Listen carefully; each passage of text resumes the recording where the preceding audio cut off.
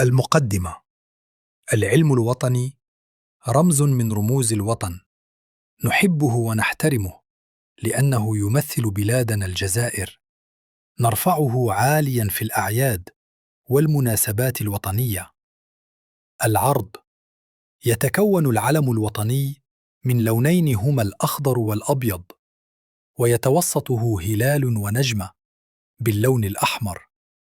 اللون الأخضر يرمز إلى الأمل، واللون الأبيض يرمز إلى السلام، أما اللون الأحمر فيرمز إلى دماء الشهداء الذين ضحوا من أجل الوطن. نرى العلم مرفوعاً فوق المدارس والإدارات، ونحييه كل صباح بكل فخر واعتزاز.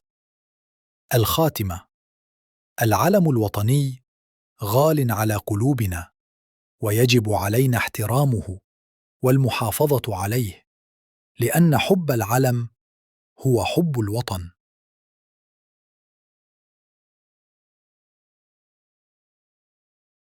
مقدمة. يعتبر العلم الوطني من أهم رموز الوطن، وهو عزيز على قلوبنا، نفتخر به لأنه يدل على بلادنا الجزائر. العرض: يحمل العلم الوطني لونين جميلين هما الأخضر والأبيض، ويتوسطه هلال ونجمة حمراوان.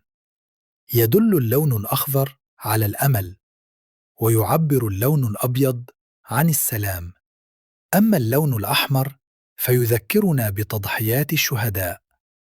نحيي العلم في المدرسة كل صباح باحترام.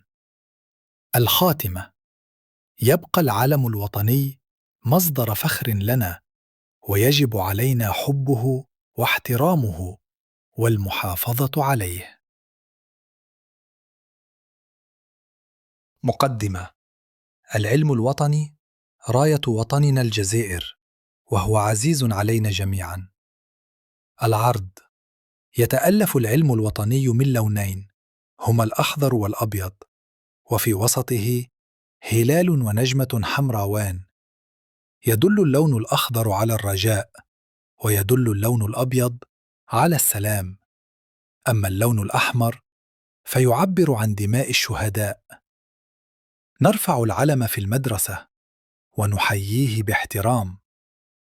الخاتمة: العلم الوطني فخرنا، ويجب علينا المحافظة عليه. المقدمة. العلم الوطني عنوان الوطن ورمز سيادته ووحدته. العرض: علم الجزائر يحمل لونيين جميلين هما الأخضر والأبيض، ويتوسطه هلال ونجمة حمراوان. يدل الأخضر على الأمل، ويعبر الأبيض عن السلام، أما الأحمر فهو رمز تضحيات الشهداء. نرفع العلم في الأعياد وفي المدرسة بفخر. الخاتمة: يبقى العلم الوطني غالياً على قلوبنا، ويجب أن نحافظ عليه ونحترمه دائماً. المقدمة. العلم الوطني رمز الوطن وعنوان حبنا له.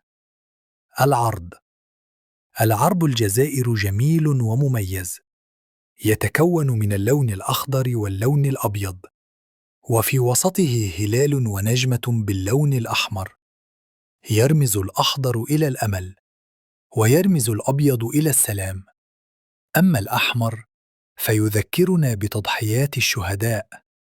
نحيي العلم كل صباح في المدرسة. الخاتمة: يبقى العلم الوطني غالياً على قلوبنا، ونجب أن نحترمه ونحافظ عليه دائماً.